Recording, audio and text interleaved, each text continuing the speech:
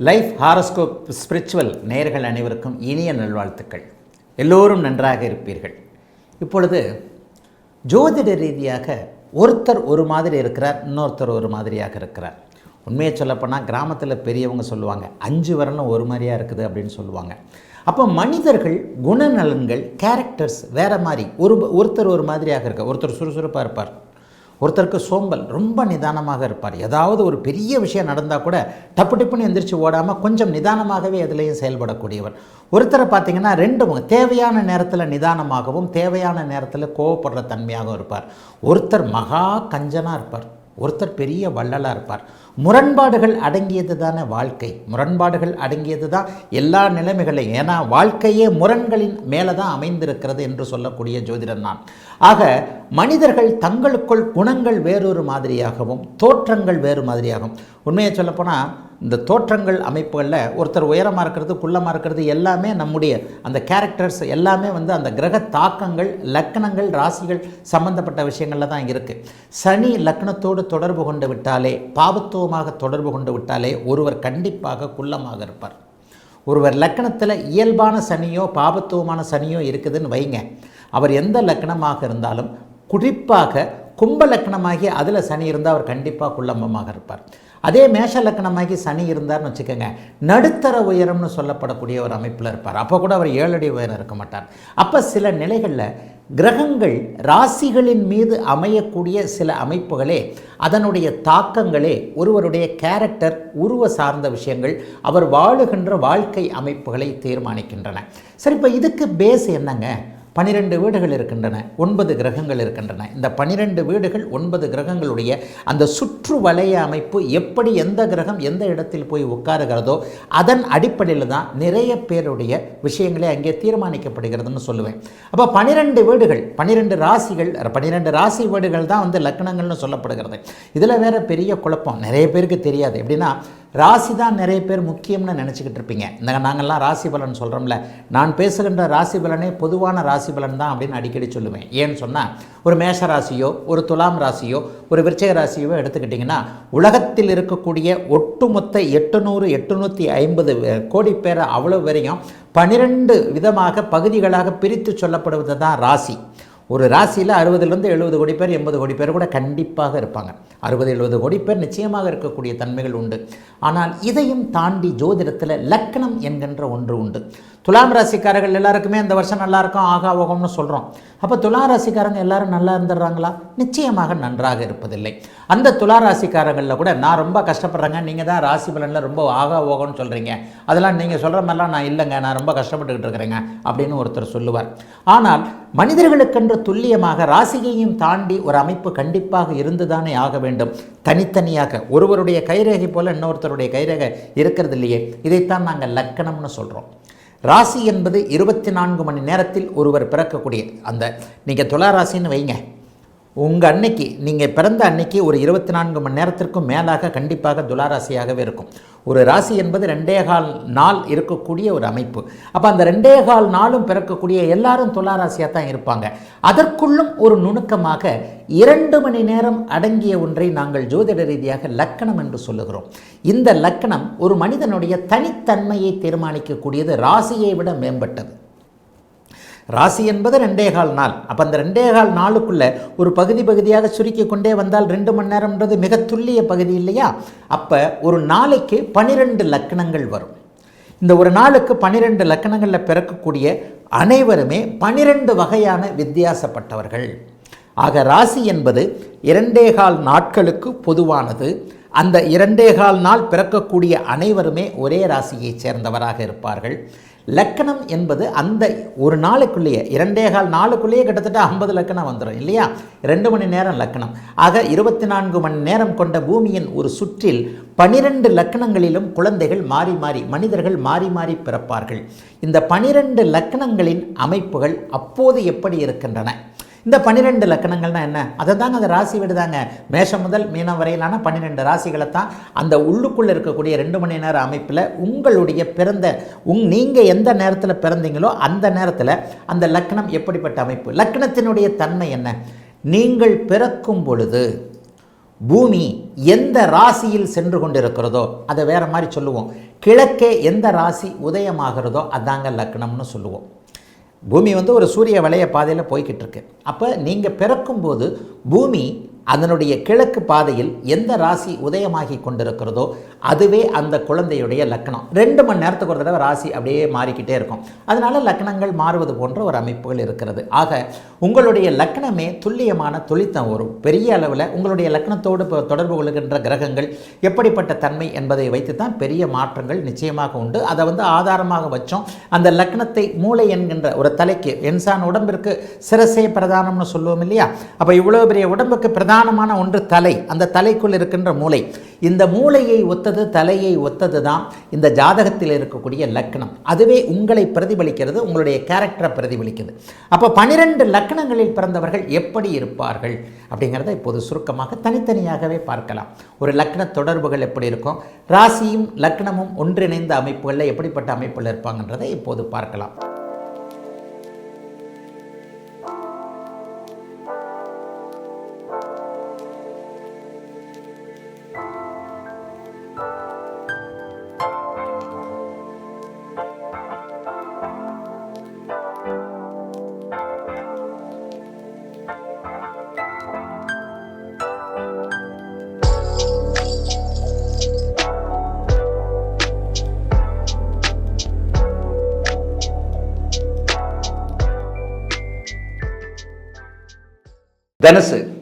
தனுசு லக்னக்காரர்களுக்கு மிகப்பெரிய யோகங்களை கொடுக்கக்கூடிய கிரகம் அப்படின்னு பார்த்துட்டிங்கன்னா 2 கிரகத்தை மிகப்பெரிய நல்ல அமைப்பில் சொல்லலாம். 5, 9 ஆகிய சூரியனும் செவ்வாயும் தனுசு லக்னக்காரர்களுக்கு மிகப்பெரிய யோகத்தை கொடுக்கக்கூடியவர்கள்.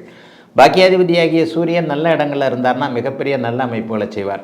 என்னங்கய்யா லக்னாதிபதியை விட்டுட்டு நீங்கள் வேறு எதையோ கிரகத்தை சொல்கிறீங்க அப்படின்னு சொன்னால், லக்னாதிபதியான குரு பகவான் கேந்திராதிபத்திய தோஷம் என்கின்ற ஒரு அமைப்பை செய்யக்கூடியவர். சரி, சூரியன், சந்திரன், செவ்வாய், குரு ஆகிய 4 கிரகங்களும் இங்கே நட்பு அமைப்புகளில் இருக்கும். சரி, தனுசு லக்னக்காரங்க எப்படி இருப்பாங்க? ஏமாலியாக இருப்பாங்க. தனுசு லக்னக்காரர்களாக இருந்தாலும் தனுசு ராசிக்காரர்களாக இருந்தாலும் ரொம்ப நல்லவங்களாக இருப்பாங்க, ரொம்ப ஏமாளிகளாக. அவனுக்கு ஒருத்தர் அடிச்சிட்டா கூட திருப்பி அடிக்காதவர்கள். கடவுள் அவனை பார்த்துப்பார் போ அப்படின்னு சொல்கிறாங்கல்ல, இந்த மாதிரியான ஆட்கள் குருவின் லக்னத்தில் பிறந்தவர்களாக இருப்பார்கள். குரு மூலத்திரிகோண அமைப்பை பெறக்கூடிய இந்த தனுசு லக்னம் ஒருவரை நல்லவனாக ஆக்கி நல்லவனாகவே வாழ்ந்து வரக்கூடிய அமைப்புகளை கண்டிப்பாக கொடுக்கும். எப்போவுமே ஒரு ஆள் நல்லா இருக்கிறாரு, கடவுள் பக்தியோடு இருக்கிறார், நேர்மையாக இருக்கிறார், நல்ல நெறி நல்ல நடத்தை போன்ற அமைப்புள்ள மறந்தும் கூட கனவிலும் கூட ஒருவருடைய முதுகில் குத்தாதவராக இருக்கிறார் அப்படின்னு வந்துட்டிங்கன்னா அவர் தனுசு லக்னம் குருவோட லக்னத்தில் பிறந்தவராக இருப்பார். ஆனால் இது ஒரு வகையில் டேஞ்சர். இவர் நெத்திலே எழுதி ஒட்டியிருக்கோம், இவர் எலித்தவாயன், என்னை நீங்கள் எப்பொழுதும் ஏமாற்றலாம் அப்படிங்கிற அமைப்புகளும் உண்டு. ஆனால் இது எல்லாமே இல்லைங்க. நான் பார்க்குற ஒருத்தர் கடுமையான ஆளாக இருக்கிறாருங்க. ஐயா நீங்கள் சொன்ன மாதிரில சரியான ப்ராடு பயலாக இருக்கிறானே அப்படின்னு நீங்கள் நினச்சிங்க அப்படின்னு சொன்னால், குரு எங்காவது 6, 8, 12 போன்ற 8ல் கூட உச்சமாவார். 6, 12 போன்ற இடங்களில் குரு சனி செவ்வாய் ராகுவோடு நேரடியாக தொடர்பு கொண்டு அல்லது லக்னத்திலேயே சனி செவ்வாய் ராகு என்கின்ற முழுமையான பாபத்துவம் அமாவாசைக்கு அருகே சந்திரன் பிறந்திருக்கும் போது ஒருவர் கண்டிப்பாக சீட்டிங் ஆளாக இருப்பார். ஜோசியம்ன்றதை காம்பினேஷனை தான் நீங்கள் புரிஞ்சுக்கணும். குருவின் லக்னத்தின் தனுசின் ஒரு பொதுமையான குணம் அப்படிங்கிறது அவர்கள் நல்லவர்களாக இருப்பது, ஏமாளிகளாக இருப்பது, இழிச்சவாயர்களாக இருப்பது. உண்மையிலேயே தனுசு லக்னத்திலேயே குரு இருக்கிறாருன்னு வைங்க, அந்த ரொம்ப பெரிய நல்ல மனுஷனாக இருப்பார்.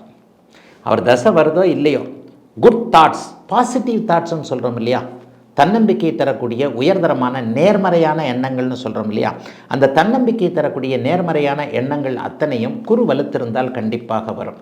ஆக குருவின் தன்மை, குருனா என்னங்க, டீச்சர்னு அர்த்தம், ப்ரொஃபஸர்னு அர்த்தம், சொல்லிக் கொடுக்குறவர்னு அர்த்தம். குரு என்கின்ற அந்த 2 எழுத்துக்களுக்கு இருளை அகற்றுபவர் என்று அர்த்தங்க.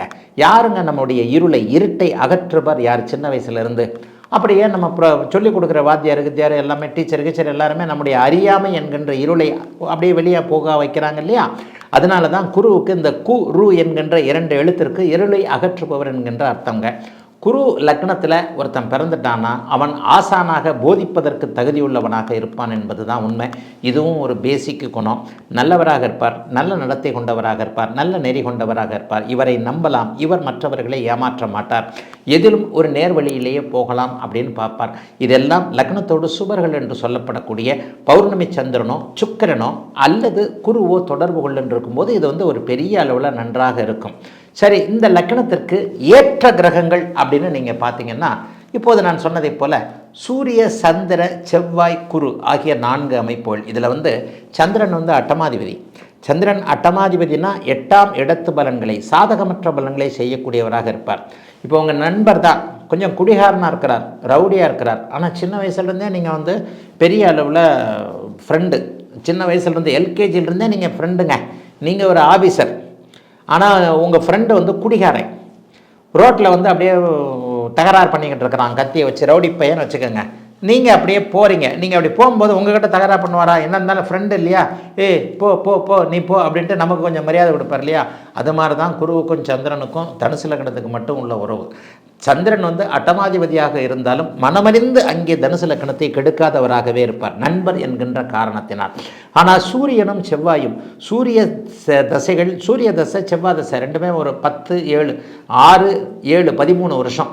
அப்போ அந்த 13 வருட தசை வந்து நல்ல இடங்களில் இவங்க இருந்தாங்கன்னா, நல்ல இடங்கள்னா என்னங்க, ஆட்சி, உச்சம் போன்ற, சுபத்துவம் போன்ற நான் அடிக்கடி சொல்லக்கூடிய மங்கள யோகத்தில் இருக்கக்கூடிய செவ்வாய், சூரியன் பௌர்ணமி சந்திரனுக்கு எதிரிலோ அல்லது குருவின் பார்வையிலேயோ நீச்சம் போன்ற அமைப்புகளை அடைந்தாலும் கூட, நீச்சபங்கம் போன்ற அமைப்புகளை அடைந்து சுக்கிரனை அஸ்தமனப்படுத்தி, குருவை அஸ்தமனப்படுத்தி, குருவின் பார்வையில் இருக்கின்ற அமைப்புகளில் இந்த சூரிய செவ்வாய் தசைகள் தனுசு லக்னக்காரர்களுக்கு மிகப்பெரிய யோகத்தை வயதிற்கு ஏற்றாற் போல கொடுக்கும்.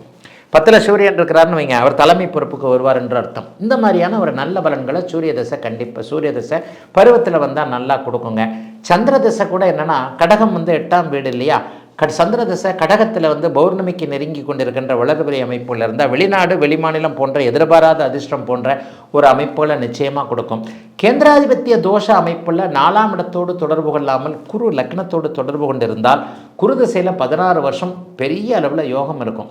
1, 5, 9 ஆகிய இடங்களில் குரு பகவான் இருக்கும்போது லக்னத்தை பார்ப்பார் என்கின்ற, தொடர்பு கொள்வார் என்கின்ற அமைப்பில் தனுசு லக்னக்காரர்களுக்கு 1, 5, 9 குரு பகவான் பாதிக்கப்படாமல் இருந்தால், பாதிக்கப்படாமல்னா என்னங்க, ராகுவோடு சேரக்கூடாது, கேதுவோடு சேரலாமா? தாராளமாக சேரலாம், அது ஒரு கேளை யோகம்.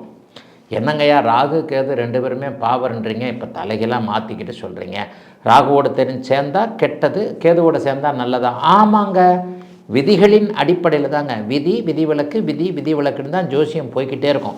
இந்த காம்பினேஷன்களை புரிஞ்சுக்கிட்டிங்கன்னா தான் ஒவ்வொரு லக்னத்திற்கும் என்னென்ன பலன்கள், எப்படிப்பட்ட பலன்கள் நடக்கும் என்பதை நீங்கள் தெளிவாக புரிந்து கொள்ள முடியும். குருவும் கேதுவும் சேருவது கேளை யோகம் என்கின்ற அமைப்பு. கேது திசையிலோ குரு திசையிலோ பணத்தை கொடுக்கக்கூடிய, நல்ல குழந்தைகளை கொடுக்கக்கூடிய, தனபுத்திர காரக அமைப்புகளை அப்படியே தூக்கி கொடுக்கக்கூடிய அமைப்பு என்பதால் கேது திசை நல்ல விதமாகவே பலன் செய்யும். குருவும் கேதுவும் சேர்ந்திருப்பது பெரிய கெடுதல் அல்ல. குரு சந்திர அதியோகத்தில் இருந்தால் மிகப்பெரிய யோக பலனை செய்வார். ஆகவே குரு வளர்பிறை சந்திரனோடு சேர்ந்து பார்க்கப்பட்டு இருப்பது, மங்கள யோகம் என்று சொல்லப்படக்கூடிய அவருடைய நண்பரான செவ்வாயோடு சேர்ந்து பார்த்திருப்பது, அவர் ராகுவோடு சேராமல் சனியின் பார்வையை பெறாமல், சனியின் பார்வையை பெறது ஆன்மீக எண்ணங்களை கொடுக்கும். சனியோடு சேர்ந்திருந்தாலும், சனியோடைய பார்த்திருந்தாலும் ஆன்மீக எண்ணங்கள் தனுசு லக்னங்களுக்கு வரும். நல்லவராகவும் இருப்பார், அதே நேரத்தில் பிடிவாதக்காரனாக இருப்பார். ஒவ்வொரு கிரகத்துடைய குணங்களை அப்படி சேர்த்து வச்சு பார்க்கும்போது நல்லாவே புரியும். அதனை அடுத்து மிக முக்கியமாக ஒன்று என்ன சொல்லணும்னா, தனுசு லக்னத்திற்கு ஆகாத கிரகம், அதை சொல்லுங்கய்யா, எல்லாம் சாதகமாக சொல்கிறேன். சுக்கிரன் தான் இயற்கை ஜென்ம விரோதின்னு சொல்கிறோம் இல்லையா. குருவுக்கும் சுக்கிரனுக்கும் பகை, அவர் அசுரகுரு, இவர் தேவகுரு இல்லையா. அப்போ சுக்கிர தசை, சுக்கிரன் வலுவாக எங்காவது 6ஆம் இடத்தோடு தொடர்பு கொண்டு இருக்கக்கூடிய அமைப்பில் சுக்கிர தசை வர்றவங்க என்னங்க, அப்படி 6ஆம் இடத்துலேயே சுக்கிரன் இருந்தாலும் கெடுதல், 12ஆம் இடத்துல சுக்கிரன் இருந்து 6ஆம் இடத்தை பார்த்தாலும் கெடுதல்.